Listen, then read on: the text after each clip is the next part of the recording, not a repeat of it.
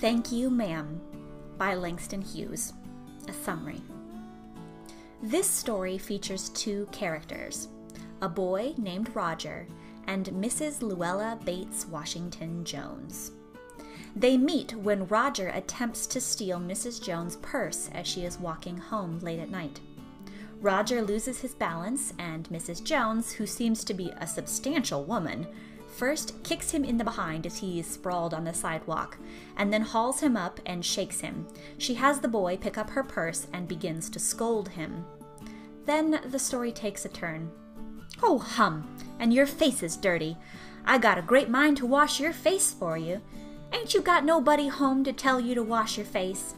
"No'm," says the boy. "Then it will get washed this evening," said the large woman, starting up the street, dragging the frightened boy behind her. And with those simple lines, Hughes effects a magical transformation, turning a tough old black woman into everybody's mother, and a young hoodlum into everybody's friend, brother, or son. By explaining the crime, it is out of a child's impoverished necessity, and humanizing the characters, he makes us understand that Roger is not a bad kid as much as he is a kid trapped in difficult circumstances. After a bit more physical and verbal trouncing, Mrs. Jones' course of action is clear.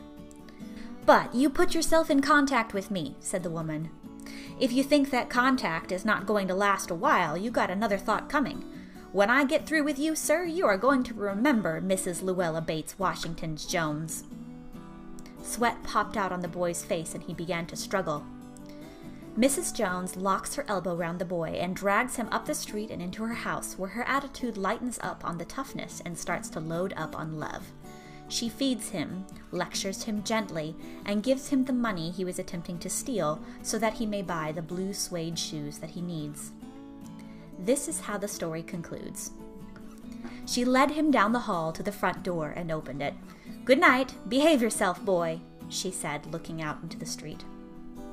The boy wanted to say something else other than "Thank you, ma'am," to Mrs. Luella Bates Washington Jones, but although his lips moved, he couldn't even say that as he turned at the foot of the barren stoop and looked back at the large woman in the door. Then she shut the door.